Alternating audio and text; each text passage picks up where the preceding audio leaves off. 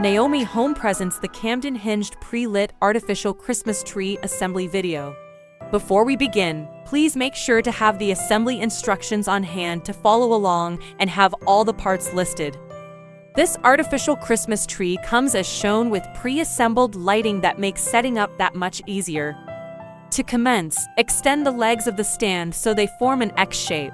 Thread the eye bolts into the stand. Insert the bottom section of the tree onto the stand. Then insert the middle section of the tree onto the bottom section.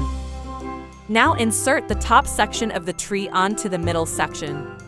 Connect the Christmas tree lights from the bottom section onto the middle section. Do the same for the middle and top section. Spread out each branch and tip as shown.